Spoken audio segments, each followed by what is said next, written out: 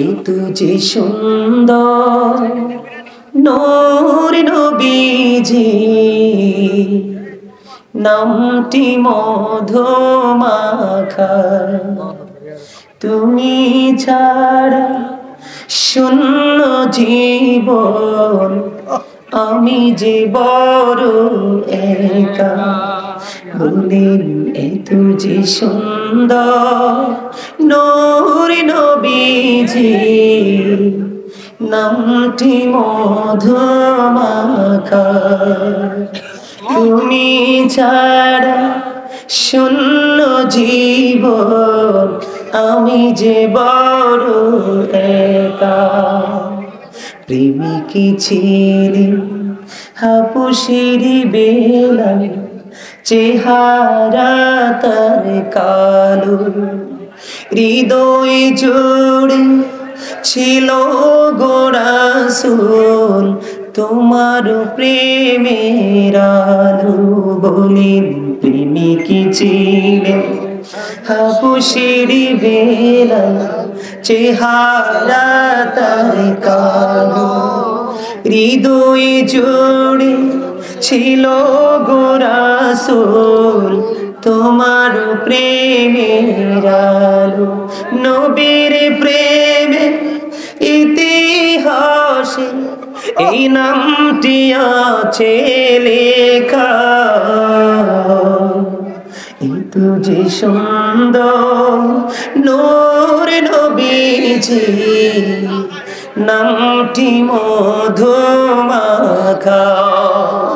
পাগল পাড়া মনটায় আমার কাঁদে নিঝুম রাতে এই দুনিয়া পাই যদি গো পাবো হাসুরিতে নেই তো কোনো ভাবনা রাসূল তুমি যাহার সখা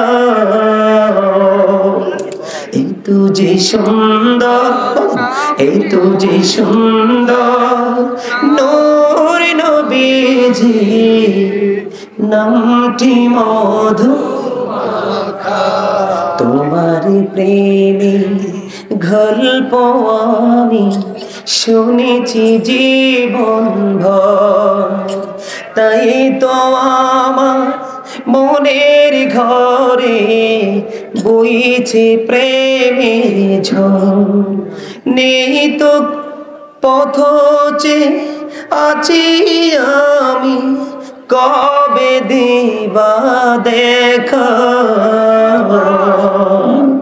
এই তো যে সুন্দর নূর নবীজি নামটি মধুমাখা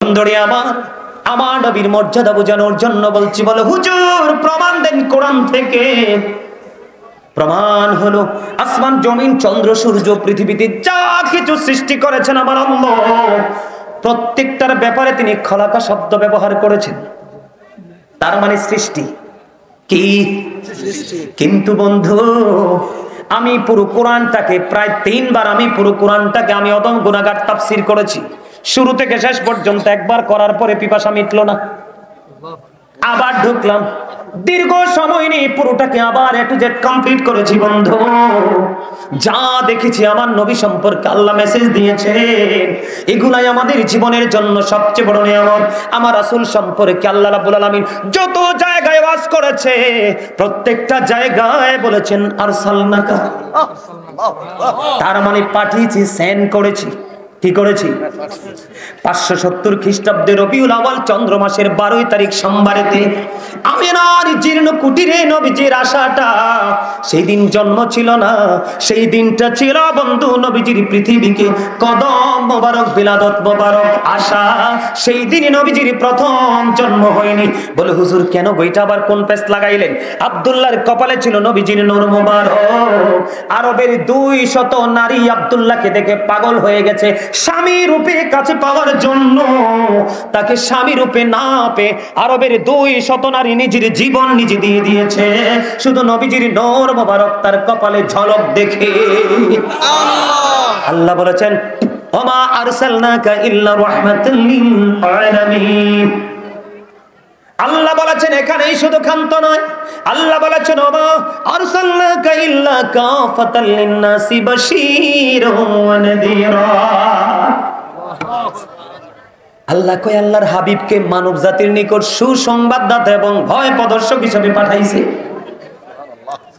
এখানে কি খলাকা শব্দ ব্যবহার করেছে না? আরসালনাকা পাঠাইছে, পাঠাইছে আমাদের কাছে। সুবহানাল্লাহ বলেন না কেন? আরে আরো জোরে। মজাই তো বুঝে না, কেমনে বুঝাইতাম? ওবাইদুল্লাহ রাদিয়াল্লাহু তাআলা আনহু নবীজিকে প্রশ্ন করলেন, ইয়া রাসূলুল্লাহ সুবহানাল্লাহ মানিটা কি? আমার নবীজি বললেন মানিটা জানতে চাও? ইয়া রাসূলুল্লাহ জানতে চাই তো। নবীজি বললেন সুবহানাল্লাহর মানি হলো পৃথিবী এবং পৃথিবীর মধ্যে যা কিছু আছে সব কিছুর চাইতে যেটা পবিত্র সেটাই হলো সুবহানাল্লাহ। আর জোরে। নবীজি বলেছেন যখন তোমরা জান্নাতের বাগানে আসা যাওয়া করো তখন ওখান থেকে ফল খেয়ে নিও। ইয়া রাসূলুল্লাহ ফলটা কি? যে জিকিরটা একটু আগে করলাম এটা হাদিস শরীফ থেকে এসেছে। সুবহানাল্লাহ বলেন না। আপনারা এখন তো নিজেরই নিজে চিনেন না, কি সুবহানাল্লাহ কইবেন আর কি আলহামদুলিল্লাহ কইবেন। একটু সংক্ষিপ্ত রূপে একটু কথা কইয়া আবার ঢুকবো ওয়াজে। এদিকে তাকান, এই যে আমাদের সবাইকে দেখতে পাচ্ছেন না, উনি একজন মানুষ, উনি একজন মানুষ, আমি একজন মানুষ, আপনারা সবাই আলাদা আলাদা পার্সন মানুষ না? এই মানুষকে আল্লাহর কোরআনের ভাষায় কিন্তু মানুষ কইছে না। আল্লাহ কখনো কইছি ইয়া আইয়ুহান নাস, আবার কখনো কইছি ইয়া আইয়ুহাল ইনসান। বাংলাতে কই আমরা মানুষ, ইংলিশে কখনো বলা হয় ম্যান, আবার কখনো বলা হয় পার্সন। এটা কোন মানুষটা জানেন? এই মানুষটা হলো মাথা থেকে পা পর্যন্ত যে বডি স্ট্রাকচারটা, এটা এই মানুষটা কিন্তু আসল নয়। আচ্ছা বলুন তো, জীবনে আমরা অনেক শুনছি না ডেড বডি? কথা বলে না? ডেড বডি অনেক শুনছি না, কিন্তু ডেড সোল কিন্তু জীবনে শুনিনি। Dead body, he is dead and she is dead, নারী এবং পুরুষ, ঠিক না? আচ্ছা এখানে আসার কারণটা কি? আপনাদেরকে বোঝানো, এক্সপেরিয়েন্স ম্যান হিসাবে প্রিপেয়ার করার জন্য বুঝে নিতে হবে আপনাদেরকে। বিশেষ করে ইয়াং জেনারেশনকে আমি বলতে চাই কথাগুলো। এই বডিটা কিন্তু অটো চলছে না, এই বডিটাকে কিন্তু ভিতরে আরেকটা মানুষ আছে, ওই মানুষটা চালাচ্ছে। ওই মানুষটার নাম আল্লাহর কোরআনের ভাষায় বলা হয় রূহ, ইংলিশে এটাকে বলা হয় সোল, বাংলাতে এটাকে বলা হয় আত্মা।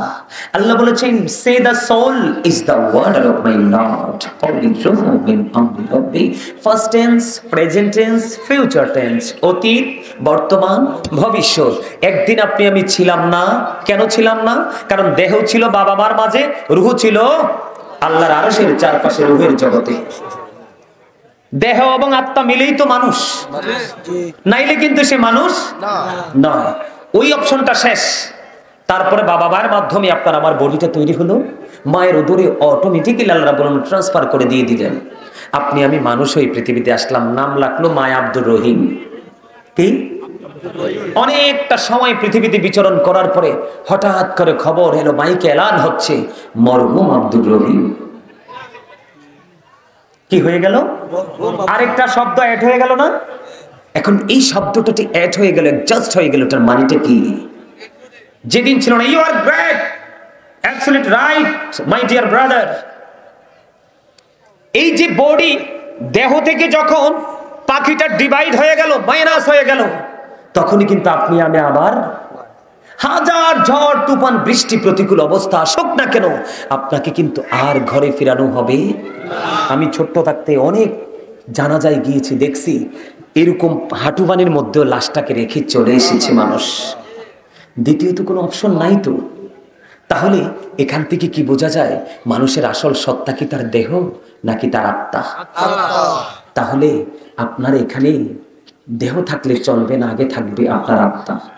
আপনি যখন মসজিদে যাবেন, জুমায় যাবেন, আপনার দেহটা ম্যাটার নয়, ম্যাটার হচ্ছে আপনার আত্মাটা। কারণ রুহের গতি যেই দিকে, দেহের গতিও, মনটা যেটা চায় দেহটাও সেটা করতে বাধ্য, ঠিক না? তাহলে আপনাদেরকে বুঝে নিতে হবে আপনি কি আসলে, কি আপনার এটা আসল মানুষ নাকি ভিতরটা আসল মানুষ? ভিতরটা হলো আসল মানুষ। প্রত্যেকটা মুমিন প্রতিদিন দুই ধরনের খাবার সংগ্রহ করে। কয় ধরনের? একটা হলো দেহের আর একটা হলো রুহের। আর যারা মুনাফিক মার্কা মুসলমান, ফাসিক মার্কা মুসলমান, ওরা প্রতিদিন একটাই করে, যেটা দেহেরটা। রুহেরটার খবর তাদের। যেমন আজকে আপনারা যারা আসছেন, সত্যি করে বলেন তো, আসলে কি রুহের খোরাক মিলতেছে না? নবীজির কথা শুনছেন, আল্লাহর প্রিয় হাবিবের মেসেজগুলো শুনছেন, এতে কি আপনাদের হৃদয়ে প্রশান্তি মিলতেছে না? কথা কোন মিলে না? মিলবে কার? ইমানদার যারা, তারা। রাসূল বলেছেন, বিলিভার্স লাভ দ্য প্রফিট। ওই ইমানদাররা আমি নবীকে ভালোবাসবে। Hypocrites don't love the profit. মুনাফিকরা আমি নবীকে ভালোবাসবে না। আল্লাহ বলেছেন, ইন্নাল মুনাফিকিনা ফিদ দারকিল আসফালি মিনান নার। আল্লাহ বলেছেন, the hypocrites will be in the lowest place of hell. মুনাফিকরা জাহান্নামের একেবারে সর্বনিম্ন জায়গায় থাকবে। আওয়াজ করে কোন নাউজুবিল্লাহ। বন্দরে আমার, ওই যে বলেছি আপনার আমার প্রাণে নবী পৃথিবীর বুকে কদম মোবারক বাড়িয়ে দিল।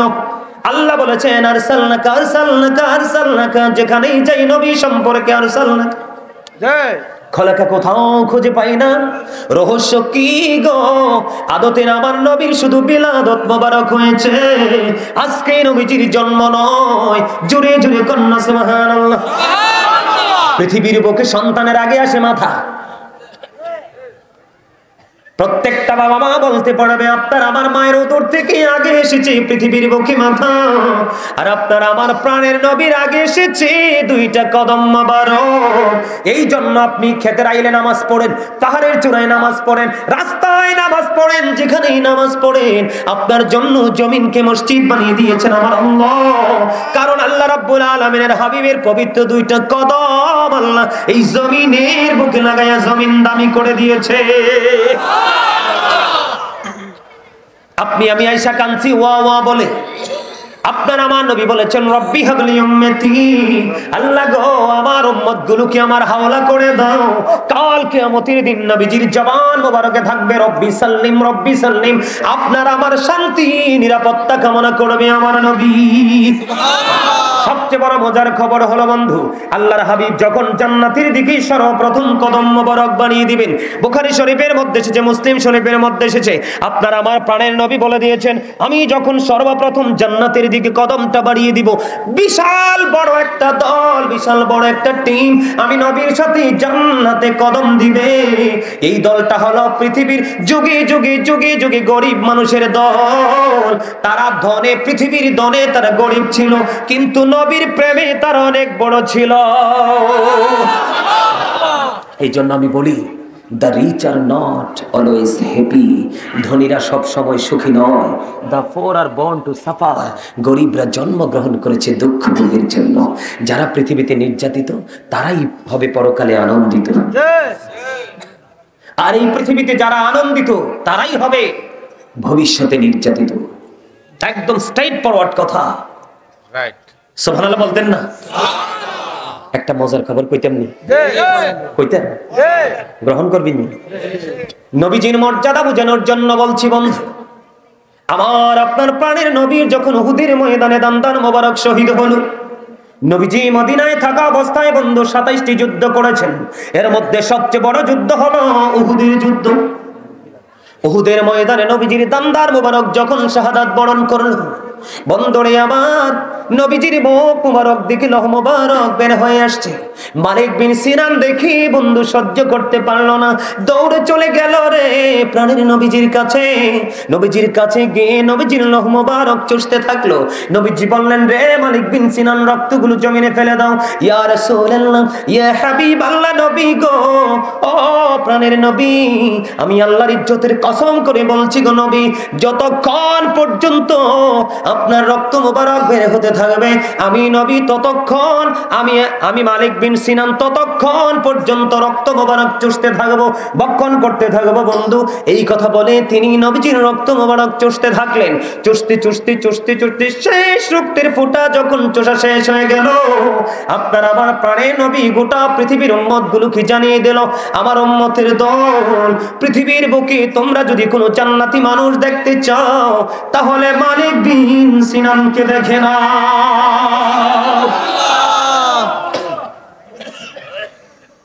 নবীজির রক্ত মোবারক খেয়েছে। হযরত ওয়াশকুরুনি নবীর প্রেমে দন্ত ফেলে দিয়েছে। আবু বকর, ওমর, ওসমান, আলী রাসূলের প্রিয় সাহাবী আবু বকর প্রশ্ন করেছিলেন, ইয়া রাসূলুল্লাহ, জীবনে কোনো জামাতে তো আপনার সাথে ওই ব্যক্তিকে দেখিনি, আপনারই পবিত্র খেরকা মোবারক তিনি পেয়ে যাবেন। আল্লাহু আকবার। আপনি প্রেম করতে নবীকে দেখতে হবে না তো? এক ব্যক্তি প্রশ্ন করলেন, নবী গো কিয়ামত কখন হবে? নবী গো কি প্রস্তুতি নিছো কিয়ামতের জন্য? ইয়া রাসূলুল্লাহ, কিয়ামতের দিনের জন্য কোনো প্রস্তুতি নিতে পারিনি, তবে আপনাকে, আপনি এবং আপনার, আমি আপনাকে আল্লাহকে ভালোবাসি। কি করি? আল্লাহ রাসূল বললেন, তুমি যাকে ভালোবাসো তার সাথেই তুমি থাকবে। সুবহানাল্লাহ বলেন। আরে জোরে। রাসূলকে ভালোবাসলে অটো আল্লাহর ভালোবাসা হয়ে যায়। বুঝেন না কেন? নবীজির মর্যাদা কত। রমজান মাস আসতেছে সামনে, দিনে একটা রোজা রাখা ফরজ, রাতে 20 রাকাত তারাবি সুন্নাত। আল্লাহ কো হাবিব, দিনটা আমার ভাগে নিলাম, রাতটা আপনাকে দিয়ে দিলাম, আপনার উম্মতের জন্য বরাদ্দ। ফজর দিয়ে স্টার্ট, ফজর দিয়ে নামাজ। আল্লাহ কো হাবিব, আগে আপনার সুন্নাত দিয়ে শুরু করতে হবে, এরপরে আমার ফরজ। নামাজ যে পড়েন, কখনো কি মাথায়, কখনো কি ব্রেইনে, বিবেকে প্রশ্ন আসে না? ফারদুল্লাতি পরে, সুন্নাতুর রাসূলুল্লাহতি আগে। আরে ব্যাপারটা কি? কারণ কি? রহস্য কোথায়? সেজদা দিচ্ছি আল্লাহকে, কিন্তু সুন্নাতের মধ্য দিয়ে আগে রাসূলের মর্যাদা। সুবহানাল্লাহ বলেন না? আমি আপনাদেরকে বন্ধু বুখারী শরীফ থেকে আমি কোট করে বলছি। বুখারী শরীফ থেকে একটা হাদিস শরীফ শোনাবো, তারপরে আজকে আলোচনা মুলতবি করব। বন্ধুরে আমার, বুখারী শরীফের মধ্যে এসেছে হাদিস খানা। একজন খ্রিস্টান বন্ধু খ্রিস্টান ধর্ম ত্যাগ করে মুসলমান হল। মুসলমান হওয়ার পরে বন্ধু সূরা বাকারা, সূরা আলে ইমরান তেলাওয়াত করল। করতে করতে করতে করতে একটা পর্যায়ে নবীজির ওহী লেখার দায়িত্ব সেই খ্রিস্টান পাইল। নবীজির ওহী লেখার দায়িত্ব যখন পাইল, পাইতে পাইতে পাইতে পাইতে পাইতে পাইতে হঠাৎ করে বন্ধু তার মধ্যে একটা অহংকার চলে আসলো। দেখবেন আমাদের দেশে মেম্বার, চেয়ারম্যান, এমপি, মন্ত্রীদের যে কিছু লোক থাকে না, তারা প্রথমে কিন্তু অত্যন্ত নমনীয় থাকে। আস্তে আস্তে আস্তে আস্তে যখন মেম্বার সাহেব, চেয়ারম্যান সাহেব, এমপি সাহেব তাকে যখন কাছে নেই, কাছের চেয়ারটার কাছে বসলে বন্ধু একটা সেলফি তুলবে, ঠিক না বেঠি? সেলফি তুলে তার দলের মানুষের উপর হবে তার প্রীতি, আর তার এগেইনস্ট পার্টির জন্য হবে জুলুম, নির্যাতন। আছে না নাই? এটা কেন করছে জানেন? তার মধ্যে একটা অহংকার চলে আসছে। তে অলওয়েজ প্রাউড ফিল করে, ঠিক না? কি করে? অহংকার করে। ওই খ্রিস্টান তিনি বললেন, আমি সূরা বাকারা পড়ে ফেললাম, সূরা আলে ইমরান পড়ে ফেললাম, আল্লাহর প্রিয় হাবিব বললেন ওহী লেখার দায়িত্ব আমি পেয়ে গেলাম। তিনি হঠাৎ করে আবার নবীজির দায়িত্ব থেকে নিজেই বন্ধু কি করলেন? বিরতি চেয়ে তিনি বিরতি নিয়ে নিলেন। নেওয়ার পরে আমার দিকে তাকান, অত্যন্ত গুরুত্বপূর্ণ জায়গা। এবার তিনি দায়িত্ব নেওয়ার পরে বন্ধু এবার তিনি কি করলেন? এবার তিনি ঘুরে ঘুরে ঘুরে ঘুরে বন্ধু সবার কাছে বলে বলে বেড়াচ্ছেন যে নবী মুহাম্মদ কিছুই জানতো না, আমি যেইটুকু লিখিয়ে দিতাম শুধু এইটুকুই জানতো। আওয়াজ দিয়ে বলেন না নাউজুবিল্লাহ। আমি হাদিসটার শরীফটাকে এখানে রাখলাম। আমি হাদিস শরীফটাকে এখানে রেখে আমি মেরাজের ওজনে নিয়ে ছোট্ট একটা হাদিস শরীফ শোনাবো বন্ধু বুখারী শরীফ থেকে। আমার নবীজি যখন আল্লাহর সাথে দিদার হলো, দিদার হওয়ার পরে আপনার আমার প্রাণের নবীকে আল্লাহ রাব্বুল আলামিন প্রশ্ন করলেন, হাবিব, আসমানের ফেরেশতারা কি নিয়ে ঝগড়া করছে, কথা কাটাকাটি করছে? আল্লাহর হাবিব ডাক দিয়ে বললেন, আল্লাহ গো আপনিই তো ভালো জানেন। আমার দিকে তাকান, যখন বললেন আল্লাহ গো আপনি তো ভালো জানেন, এই কথাটা বলতে দেরি রে হাদিস শরীফের মধ্যে এসেছে আল্লাহ রাব্বুল আলামিনের কুদরতি হাত নবীজির দুই কাঁধ মুবারকের মধ্যখানে রাখলেন। আল্লাহর হাবিব বলেছেন, আল্লাহ রাব্বুল আলামিন কুদরতি হাত যখন আমার দুই কাঁধ মুবারকের মধ্যখানে রাখলেন, আমার বুক পর্যন্ত প্রশান্তিটা চলে আসলো। তখন আমি আওয়াল থেকে আখির পর্যন্ত, শুরু থেকে শেষ পর্যন্ত যা কিছু আছে আমি সব কিছু দেখে নিয়েছি। কেমনে দেখে নিয়েছেন? কত কাছে থেকে দেখেছেন, কত স্পষ্ট দেখেছেন? আপনার আমার প্রাণের নবী বলেছেন, একজন মানুষ তার হাতের তালুটাকে যেমনি ভাবে স্পষ্ট দেখতে পায়, আমি নবী সব কিছু এমনি দেখে নিয়েছি। তাকবীর, আল্লাহু রিসালাত, আহলে সুন্নাত ওয়াল জামাত, জিন্দাবাদ জিন্দাবাদ, হুজুর সাহেব জিন্দাবাদ। বন্ধুরে আমার, এবার বুঝেন তাহলে এখানে কোনো সন্দেহ আসেনি? আমার নবী সম্পর্কে তিনি যে বলতেছেন, আমি যেইটুকু লিখে দিতাম নবী মুহাম্মদ শুধু এইটুকুই জানতেন, এর বেশি কিছু জানতেন না। এখানে কি নবীজির ইজ্জত বাড়ানো হয়েছে না কমানো? কথা কয় না, ছোট করা হয়েছে না? আল্লাহ নবীজির ইজ্জত বাড়াইছে না কমাইছে? আরো জোরে সবার উঠবে যাকে বলা হয় ইমামুল মুরসালিন। আল্লাহ নিচে বাড়ায় আর আপনি কমাইলে কি হইব? তাতে কিছু আইব আর যাইব? কথা কর না কেন? তবে যত যন্ত্রণা যত কমাবেন নিজে তত লাঞ্ছিত অপমানিত হওয়ার ধার প্রান্তে যাবেন। আমার সময় নাই, নাইলে আজকে কবরের একটু জায়গা নিয়ে কথা বলতাম, শুনতেন বক্তা ধরপর করে কাঁপাকাঁপি শুরু হয়ে যেত। এবার বন্ধু তিনি কি করলেন? তিনি বলতে লাগলেন আর মানুষও বিশ্বাস করতে লাগলেন। আল্লাহ রাব্বুল আলামিন তার এই বক্তব্যটাকে সাদরে গ্রহণ করতে পারলেন না, আল্লাহ সহ্য করতে পারলেন না।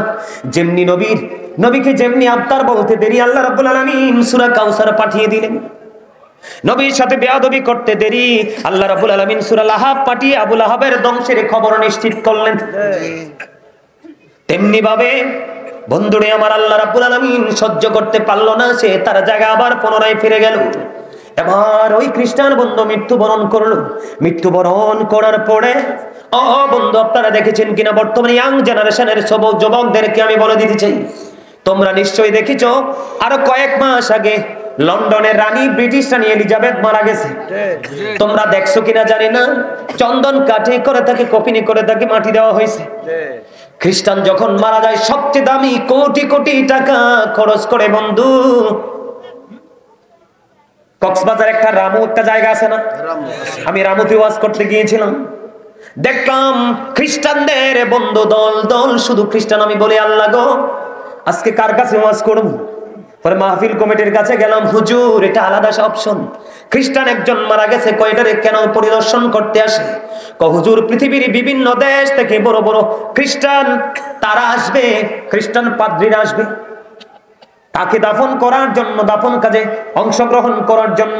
কেন রেখে দিয়েছে? কোটি কোটি টাকা দামের কাঠ বন্ধু তারা ওখান থেকে নিয়ে আসবে, তাকে কফিন করে দাফন করবে। এই জন্য এটাকে জাদুঘরের মতো রেখে দেওয়া হয়েছে।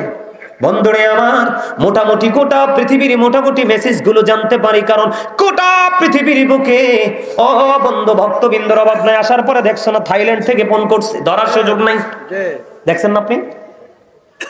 বন্ধুরে আমার, তখন ওই খ্রিস্টানটা মারা গেল, তাকে নিয়ম অনুযায়ী বন্ধু তাকে কবরে দাফন করে হলো। দাফন করে যখন চলে গেলেন, চলে যাওয়ার পরে বন্ধু এবার কি করলেন? রাত্রটা ফুরিয়ে গেল, সকাল যখন হলো তার আপন স্বজনেরা দেখতে আসলো তাকে গত রজনীতে তাকে দাফন করে আসলাম। সকালে গিয়ে দেখি কি অবস্থা, এবার যাইয়া দেখে রে ও বন্ধু, ওই খ্রিস্টানের লাশ বন্ধু মাটির বাইরে পড়ে আছে। আওয়াজ তোলে বলুন না আলহামদুলিল্লাহ। এবার তার আপন স্বজনরা বারবার বলছে এটা পৃথিবীর আর কারো কাজে নয়, নিশ্চয়ই নবী মুহাম্মদের কাজে। নাউজুবিল্লাহ বলেন। এবার আমার নবীর কোনো তাকে নেই, কোনো ইন্টারেস্ট আসেনি। নবীজির জায়গায় অ্যাকশন শুরু করেছেন কে? আল্লাহ। আরো জোরে আল্লাহ, আরো জোরে বন্ধুরে আমার। এবার তারা কি করলেন? তারই কবরটাকে আরো গভীর ভাবে খনন করল। খনন করার পরে আবার আজকের দিনে বন্ধু তাকে দাফন করলো। এটা বুখারী শরীফের হাদিস বন্ধু, নবীজির শান ইজ্জত বোঝানোর জন্য বলছি। আবার তাকে দাফন করে চলে গেল। দাফন করে চলে যাওয়ার পরে আবার পরের দিন আসলেন বন্ধু, আয়েশা দেখে তার লাশটা আবারও পুনরায় আগের দিনের মতো মাটির বাইরে পড়ে আছে। জোরে জোরে আলহামদুলিল্লাহ। বন্ধুরে আমার 2 দিন চলে গেল, আজকেও তারা বলতেছেন এটা পৃথিবীর অন্য কোনো মানুষের কাজ নয়, নবী মুহাম্মদের কাজ। বন্ধুরে আমার, আমি আপনাদেরকে বলে দিতে চাই, 2য় দিন চলে গেল, 3য় দিন এসে তারা এত বেশি গভীর করলো তার কবর খনন করার পরে আবার তাকে কবরের মধ্যে দাফন করে দিল বন্ধু। দাফন কাজ যখন সম্পূর্ণ হয়ে গেল, সম্পূর্ণ হয়ে যাওয়ার পরে আবার চলে গেল। পরের দিন সকালে সে দেখে আবার তার লাশটা মাটির বাইরে।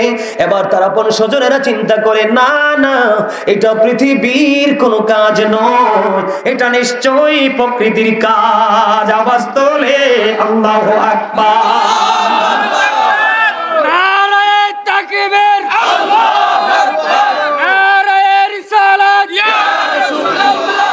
আহলে সুন্নাত ওয়াল জামাত জিন্দাবাদ জিন্দাবাদ। নবী ওয়ালির দুশমনেরা হুঁশিয়ার সাবধান। শাহজালালের তলোয়ার গর্জে ঢোকার একবার আলহামদুলিল্লাহ বলেন। আমি ছোট্ট করে আরেকটা মেসেজ দিচ্ছি, আপনারা এখানে মদিনায় গিয়েছেন, এমন কি কেউ আছেন? আছে আছে অভাব নাই। মদিনায় হাত তুলে দেখান আমাকে। আপনাদেরকে কোনো প্রশ্ন করবো না আমি। যারা গেছেন মদিনায়, নবীজি রওজা দেখছেননি? চারপাশে বন্ধু সীসা ডালা দেওয়াল। আমি কিতাব থেকে সংগ্রহ করেছি। নবীজির রওজা মোবারকে যখন গেলাম বন্ধু, প্র্যাকটিক্যালি আমি সেটা নিজে পরিদর্শন করেছি বন্ধু। 557 সনের ঘটনা। কথা বলবেন না প্লিজ, ডোন্ট ডিস্টার্ব মি। বন্ধুরে আমার, নবীজির রওজা মোবারকের চারপাশ কেন বন্ধু সীসা ডালা দেওয়াল হলো? রহস্য কোথায় লুকায়িত?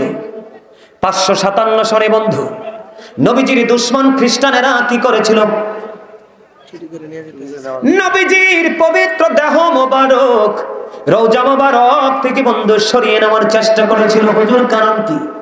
কারণ হলো মুসলমানের সবচেয়ে বড় শক্তি হলো নবী মুহাম্মদ। নবী মুহাম্মদকে যদি ধ্বংস করা যায় তাহলে মুসলমানকে খুব সহজেই নিশ্চিহ্ন করা যাবে। জোরে জোরে নাউজুবিল্লাহ। বন্ধুরে আমার দিকে তাকান। নবীজির কদম মোবারকের সাইড থেকে বন্ধু এই খ্রিস্টান দুইজন প্রতিদিন বন্ধু দিনের বেলা তারা বুজুর্গ সেজে থাকতো, অত্যন্ত ফরেজগার সেজে থাকতেন।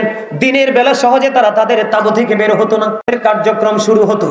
বন্ধুরে আমার, নবীজির পা মোবারক কদম মোবারক দিক দিয়ে বন্ধু নবীজির রওজা মোবারক থেকে সরিয়ে নেওয়ার জন্য রাতের বেলা মাটি খনন করে করে বন্ধু বস্তা ভরে ভরে ওই মাটিগুলো জান্নাতুল বাকিতে নিয়ে রেখে আসতো। এমনি করে করে করে করে বন্ধু তাদের মিশন তারা ধীরে ধীরে চালিয়ে যাচ্ছে। ওই দিক দিয়ে সুলতান নুরউদ্দিন জঙ্গির ঘরে নবীজি হাজির হয়ে গেল। সুলতান নুরউদ্দিন জঙ্গির গড়ে গিয়ে নবীজি হাজির হয়ে গেল। সুলতান নুরউদ্দিন জঙ্গির গড়ে গিয়ে নবীজি দুইটা লোকের ছবি দেখালেন। রে সুলতান নুরউদ্দিন জঙ্গি, এই দুশমন দুইটাকে তুমি ধ্বংস করে দাও, আমার জন্য চক্রান্ত করছে। নবীজি বলে কিচ্ছু জানে না। নবীজি বলে কিচ্ছু জানে না। এখানে ওলামায়ে কেরাম রয়েছেন। নবী শব্দের অর্থই হলো দৃশ্যের সংবাদদাতা, গায়বী খবর দেনেওয়ালা। যিনি গায়বের খবর জানে না তিনি কখনোই নবী না। বিপদে পড়ে গেছে তোরা আমাদের এলাকার লোক। তার মানে আপনি আমি যেটা জানি না সেটা নবী জানে। আপনার আমার দেখার যে ক্ষমতা নাই সেটা নবী দেখে। দেখে কিনা? আপনারা এই বিশ্বাসটা করেন না? নবীজিকে নূর মানেন না মাটি মানে?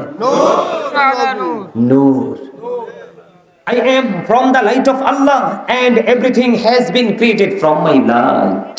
I am from the light of Allah. আমি আল্লাহর নূর থেকে and everything has been created from my light.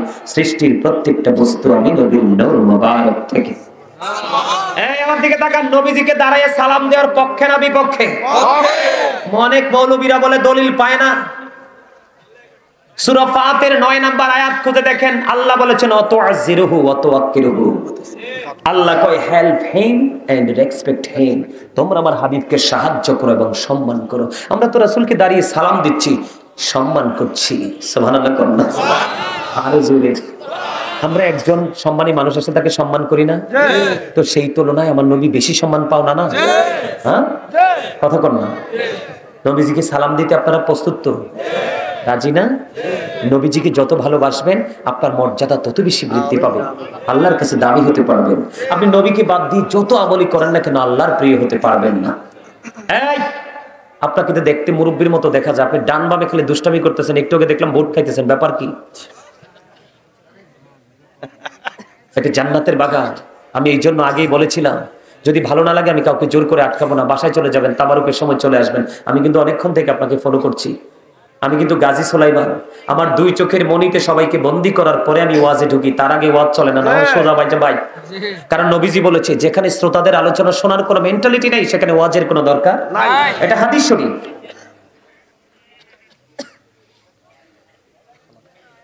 বন্ধুরে আমার, একদিন সুলতান নুরউদ্দিন দেখলেন তিনি টেনশনে পড়ে গেলেন। বন্ধু একাধিকবার সুলতান নুরউদ্দিন জঙ্গি দেখতে তিনি নিশ্চিত হয়ে গেলেন। বন্ধু এবার তিনি ওনার সঙ্গীদেরকে নিয়ে বন্ধু মদিনায় রওনা হয়ে গেল। মদিনায় আসার পরে তিনি মদিনায় এলান করে দিলেন, রে মদিনাবাসী, আমি তোমাদের সবাইকে পুরস্কার দেব, সবাই নিতে আসো। সুলতান নুরউদ্দিন জঙ্গি বন্ধু আসলে পুরস্কার দিতে আসেনি, নবীর দুশমন চিনার জন্য আসতেছে। সুলতান নুরউদ্দিন জঙ্গি যখন আসলো বন্ধু, একে একে একে একে বন্ধু সবাই পুরস্কার নিয়ে গেল।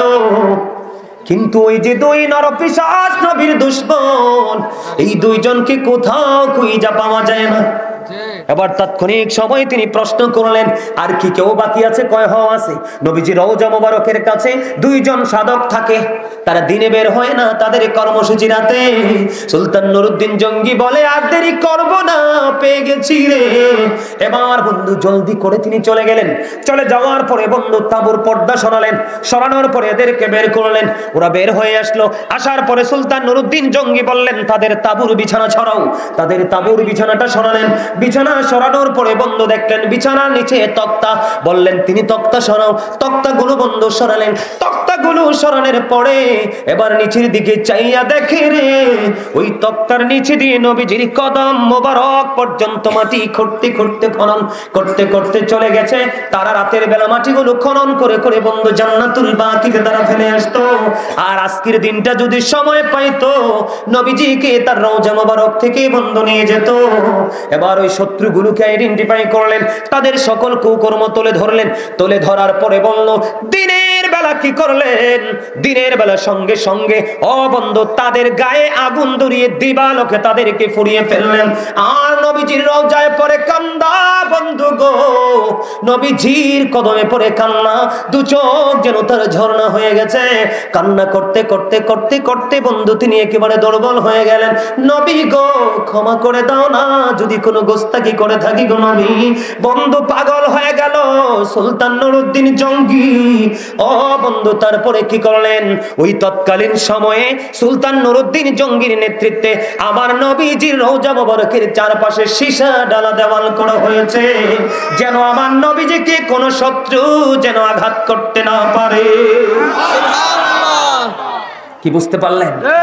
আপনার আমার লাশ নিয়ে গেলে করতে এরো টিভিতে দেখি কত লাশ কবর থেকে উঠিয়ে নিয়ে যায়, খবর নাই।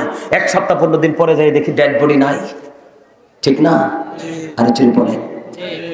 সম্মানিত উপস্থিতি, অনেক কথা বলার ছিল, বলতে পারবো না, অনেক সময় দেরি হয়ে গেছে। আপনাদের তো আজকেই আমার প্রতিদিন ডিউটি করতে হয়। আমার ভাই বজলু ভাইয়ের সাথে অনেকক্ষণ কথা হয়েছে, আর ওনার কথার কারণে, ওনার অত্যন্ত সফট ভাষার কারণে আমি কিন্তু আজকে এই প্রোগ্রামটাতে এসেছি। আমি গত বছর প্রোগ্রাম থেকে আজ পর্যন্ত আমি আপনার কি জানি বলে ফ্রি না, আমার গ্রামের বাড়িতে একটা মসজিদ করেছি। 7 মাস যদি নাও হয়, অক্ষরে সব দিন বাদ দিয়ে কমপক্ষে 5 মাস হবে। এই 5 মাসের একদিন দুপুরে আমার খাবার নাই, প্রতিদিন ধারাবাহিকভাবে। এই যে আমার সাথে ছেলেরা আছে, আমার গাড়িতে আরো লোক আছে, এই 5 মাসে প্রতিদিন দুপুরের খাবার আমার মিস। সকালে যাইতাম, কারণ আমার প্রোগ্রাম শুরু হয়ে যাবে। আমাদের তো কোনো মৌসুম নাই, সৃজন নাই, সব সময় প্রোগ্রাম করতে হয় আমাদেরকে। যখন বর্ষা আসে তখন বড় বড় মসজিদে বা কারো বাড়ির ছাদে, কারো অনেক বড় বড় অবকাঠামো থাকে, এগুলোতে প্রোগ্রাম করতে হয় ছোট বড় মিলিয়ে। আমি ভাবছি যে পরে তো প্রোগ্রাম করতে পারবো না। তো এই যে একদিকে প্রোগ্রাম, আরেকদিকে পড়াশোনা, আরেকদিকে রাতে জার্নি, আরেকদিকে আপনার আলোচনা, এই যে সবকিছু মিলি আমি আসলে একটু অসুস্থ হয়ে গেছি। তারপরেও আজকে যে আলোচনা করছি অসুস্থর মতো লাগছে? অত্যন্ত কনফিডেন্সলি আলোচনা করেছি। আমি যখন রাসূল প্রেমের কথা বলি, কোত্থেকে যে আমার শক্তি চলে আসে আমি নিজেও জানি না। সবচেয়ে মজার খবর কি জানেন? আপনারা হাজার হাজার ভিডিও দেখবেন, অসংখ্য ভিডিও দেখবেন, কিন্তু একটা ভিডিও তো দেখাতে পারবেন না আমি 1 গ্লাস পানি অথবা চা খেয়েছি। আমি যখন কথা বলতে থাকি কোরআন এবং হাদিসে, এটা আমার জীবনে একটা বিশেষ নিয়ামত বলে আমি মনে করি। আমার কিন্তু এখনো পর্যন্ত একটু কিন্তু পানির তৃষ্ণা লাগে নাই। আমি একটা কাশ দিছি দেখছেন, অথচ আমার কিন্তু ঠান্ডা, আমি কিন্তু একটা কাশও দেইনি। আমি যদি 3 ঘন্টা 4 ঘন্টাও আলোচনা করি, আমার কোনো পানির তৃষ্ণা লাগবে না। আপনি যদি আজকে সারা রাত আমাকে খাবার না দেন যে হুজুর আমরা থাকবো আলোচনা করব, I am ready, it is nothing, আমার জন্য এটা ব্যাপার না। সম্মানিত উপস্থিতি, এটা হয়তো আল্লাহ রাসূলের প্রেমের কারণে আল্লাহ রাব্বুল আলামিন স্পেশাল কিছু জিনিস আমি পেয়েছি যেটা লোকালয়ে প্রকাশ করা যায় না। আসার পরে আমাকে ওনারা এবং যার বাড়িতে বসেছি, আমার একটা ভাই আছে, উনি অনেক রিকোয়েস্ট করেছেন, যার ঘরে আমার ছেলেরা সবাই খেয়েছে, উনি অনেক রিকোয়েস্ট করেছেন খাবার খাওয়ার জন্য, কিন্তু কেন জানি আমার কোনো ফিলিংসে আসে না খাবার নিয়ে। আর আমি খাবই বা কি? আমি মাছ, গোস্ত, ইলিশ মাছ, বাংলাদেশের জাতীয় মাছ, সুস্বাদু মাছ, আমি ইলিশ মাছ কেমন সেটা বলতে পারবো না কোনোদিন। গরুর গোস্তটা কেমন স্বাদ এটা আমি বলতে পারবো না। খাসির গোস্তটা কেমন স্বাদ এটা আমি বলতে পারবো না। হাঁসের গোস্তটা কেমন স্বাদ এটা আমি বলতে পারবো না। আমার জীবনে আমার বোঝার পরে মনে হয় না আমি যে মাছ, গোস্ত, এত সুস্বাদু খাবার আমি খেয়েছি, আমার মনে পড়ে না। আমি 12 মাস শাকসবজি খাই, তাও একমাত্র নিজের ঘরে, বা দেশের বাইরে গেলেও আমি শুকনা খাবার নিয়ে যাই সাথে করে। ওমরা করতে গেছি, দীর্ঘদিন ছিলাম, বিশ্বাস করবেন রমজানে আমি শুকনো খাবার খেয়ে আবার কমপ্লিট করে ওমরা বাংলাদেশে ফিরেছি। আমি কিন্তু অসুস্থ হইনি, দুর্বল হইনি, আলহামদুলিল্লাহ বলেন। সম্মানিত উপস্থিতি, নবীজিকে রাজি করতে হবে, আল্লাহ অটো রাজি হয়ে যাবে। অনেক বেশি সুন্নাত, নফল, মুস্তাহাব আমল করবেন, আল্লাহ রাজি হয়ে যাবে। কারণ ফরজ ওয়াজিবটা একেবারে সীমিত, একেবারে সীমিত, কিন্তু সুন্নাত নফলের অভাব নাই। যদি এক্সাম্পল দিই আপনাদেরকে, যেমন সর্বশেষ কথা, মাগরিবের পরে 6 রাকাত আওবিন নামাজ আমরা পড়ি না? এই আওবিন নামাজ পড়ার কিন্তু একটা কন্ডিশন আছে। সেই কন্ডিশনটা কি? আপনি মাগরিবের নামাজটা শেষ করার পরে প্রয়োজন ছাড়া কোনো কথা বলবেন না। কি করবেন না? প্রয়োজন ছাড়া কোনো কথা বলবেন না। আর যদি প্রয়োজন হয় বলতে পারবেন, আল্লাহ রাসূল বলেছেন যদি বিশেষ প্রয়োজন হয় বলতে পারবে। যদি প্রয়োজন হয় তোমরা মাগরিবের নামাজ শেষ করে তোমরা কথা বলো না, সরাসরি চলে যাও আওয়াবিন নামাজ পড়তে। একদিনের আওয়াবিন নামাজ যদি নবীজির সিস্টেম অনুযায়ী শেখানোর পদ্ধতিতে পড়ো, একদিনের আওয়াবিনের বিনিময়ে তোমরা আমল নামায় 12 বছরের নফল ইবাদতের সওয়াব পাবে। শুক্রবারে জুম্মার দিনে যেই ব্যক্তি সবার আগে যাবে এবং সবার পরে বের হয়ে বাড়ির দিকে রওনা হবে, আল্লাহ রাসূল বলেছেন তার প্রত্যেকটা বাড়ি যাইতে যতগুলো কদম লাগবে, প্রত্যেকটা কদমে কদমে তার আমল নামায় 1 বছরের নফল ইবাদতের সওয়াব দেওয়া হয়। সম্মানিত উপস্থিতি, আবার যদি কোথাও দেখা হয় তাহলে ভিন্ন কোনো বিষয় নিয়ে হাজির হব। আমার আলোচনায় যদি আপনারা কষ্ট পেয়ে থাকেন আল্লাহর রাস্তায় ক্ষমা করে দিবেন, আর যদি ভালো লেগে থাকে আমল করার চেষ্টা করবেন। সম্মানিত উপস্থিতি, আপনাদেরকে আমি আগেও বলেছিলাম, এখনো বলছি, আপনি, আমি, আমরা সবাই রাসূলের আশিক। বিশেষ করে যারা মাহফিলের আয়োজক তাদের কিন্তু অনেক কষ্ট হয়, যারা আলোচনা করে দূর থেকে এসে তাদেরও অনেক কষ্ট হয়। আপনারা কিন্তু এখানে আছেন, এখান থেকে বাড়ি চলে যাবেন, আমি কিন্তু প্রায় 80 কিলোমিটার অতিক্রম করে আমাকে আবার যেতে হবে। এসেছি, বিশ্রাম কিন্তু করতে পারি না, খাবারও কিন্তু খাই নাই, কিন্তু আমার কর্মটা আমি সঠিকভাবে করতে পেরেছি, আল্লাহর কাছে শুকর আলহামদুলিল্লাহ। আমাকে যেতে হবে আবার, কিন্তু নেক্সট প্রোগ্রামের জন্য নিজেকে প্রস্তুত করতে হবে। আগামীকালকে বিশাল প্রোগ্রাম আল্লাহর অলির দরবারে, যেতে হবে আমাকে, প্রধান বক্তা হিসেবে যাচ্ছি। সম্মানিত উপস্থিতি, আপনাদের কাছে অনুরোধ, আমি কিন্তু আপনাদের কাছে মেহমান এবং মুসাফির হিসাবে এসেছি। মুসাফিরদেরকে, মেহমানকে খুশি করে দিলে আল্লাহ ওই মেজবানের উপর খুশি হয়। আল্লাহ যখন খুশি হয় কারো বাড়িতে মেহমান পাঠায়। আল্লাহ যখন খুশি হয় তখন পৃথিবীতে বৃষ্টি দেন। আল্লাহ যখন খুশি হন পিতা মাতার কোলে পাঠান কন্যা সন্তান। যেই 3টা আমাদের জন্য স্পেশাল নেয়ামত, আর এই 3টাই আমরা বিরক্ত, ঠিক না? বৃষ্টি হইলেও তো কান্দি, মেয়ে হইলেও তো সারছে আল্লাহ গো, ঠিক নেই? আর মেহমান এলো খোদা, ব্যাগ তো ছিঁড়ে গেছে, টাকাও তো ছিঁড়ে, কি করবো, ঠিক না? মনে রাখতে হবে রাসূলের আদর্শকে অন্তরে লালন করে বাস্তব জীবনটাকে বাস্তবায়ন করতে হবে। যারা বাবা হয়েছেন তাদেরকে বলি, রাসূল বলেছেন আদিবু আওলাদাকুম আলা সালাতি খিসালিন হুব্বি নাবিকুম ওয়া হুব্বি আহলি বাইতিহি ওয়া আলা কিরাতিল কুরআন। রাসূল বলেছেন তোমরা তোমাদের সন্তানদেরকে 3টি বিষয় শিক্ষা দাও। একটা হলো হুব্বি নাবিকুম, teach the love of the prophet, নবীর ভালোবাসা শেখাও, কারণ এটা ঈমান। এরপরে বলেছেন ওয়া হুব্বি আহলি বাইতিহি, টিচ ফ্যামিলি লাভ, নবীর পরিবারের ভালোবাসা শেখাও। এরপরে বলেছেন ওয়া আলা কিরাতিল কুরআন। গাইতা একটা গাইতা? আচ্ছা, আপনারা পারলে আমার সাথে একটু সুর দিয়ে, হ্যাঁ একটু গামো, কিন্তু বেশি না। পাইলে নিরালাই গো নবী, পাইলে নিরালা, পাইলে নিরালাই গো নবী, পাইলে নিরালা, দুই কদমে চুমু খাবো, দুই কদমে চুমু খাবো, চরণে ধুলি মাখবো গায়ে, পাইলে নিরালাই গো নবী, পাইলে নিরালাই, পাইলে নিরালাই গো নবী, পাইলে নিরালাই। দুই কদমে চুমু খাবো, দুই কদমে চুমু খাবো, চরণে ধুলি মাখবো গায়ে, পাইলে নিরালাই গো নবী, পাইলে নিরালাই, পাইলে নিরালাই গো নবী, পাইলে নিরালাই। আমার নবী কত দূরে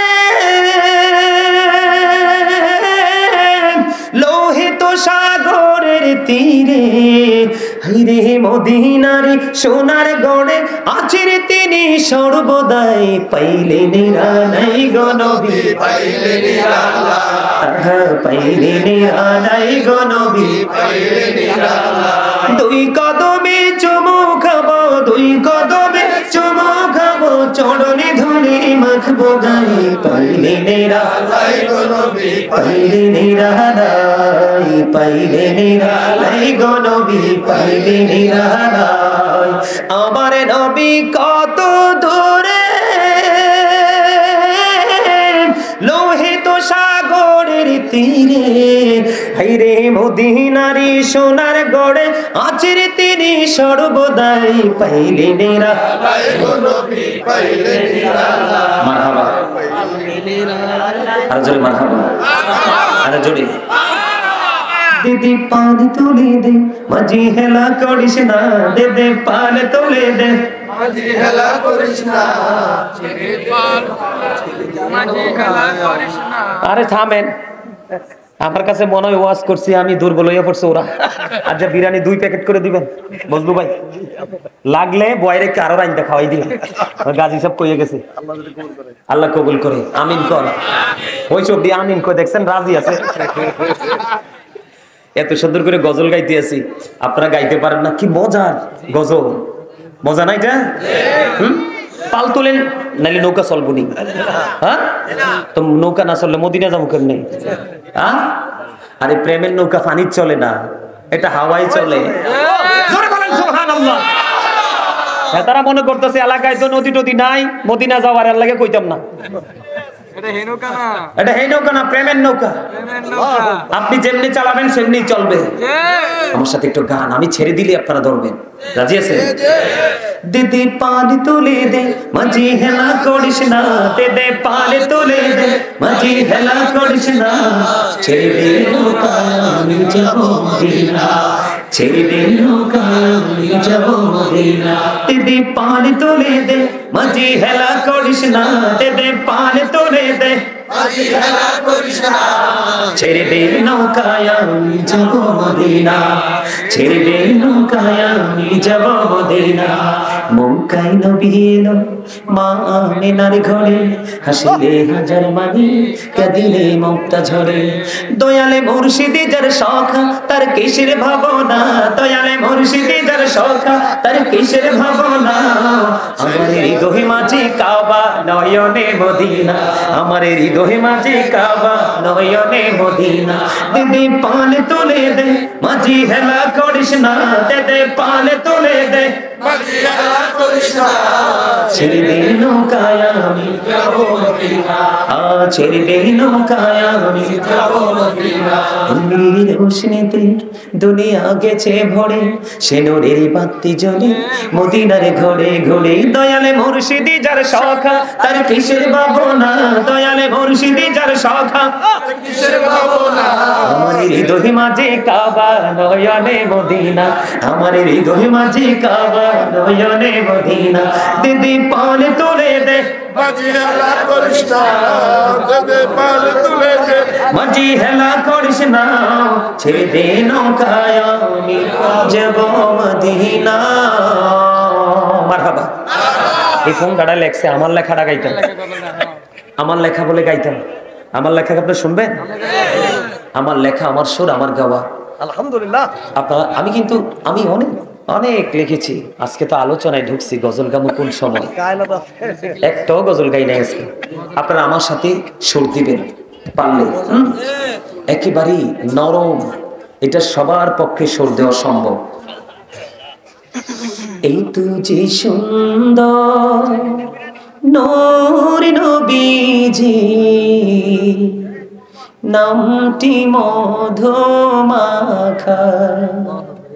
তুমি ছাড়া শূন্য জীবন আমি যে বড় একা বলেন এত যে সুন্দর নূর নবীজি নামটি মধুমাখা তুমি ছাড়া শূন্য জীবন আমি যে বড় একা প্রেমিকি ছিলি হাপুসের বেলা চেহারা তার কালো হৃদয় জুড়ে ছিল গোরাসুল তোমার প্রেমের আলো বলেন প্রেমিকি ছিলেন হাপুসের বেলা চেহারা তার কালো হৃদয় জুড়ে ছিল গোরাসুল তোমার প্রেমের আলো নবীর প্রেমে ইতিহাসে এই নামটি আছে লেখা এই তো যে সুন্দর নূর নবীজি নামটি মধুমাখা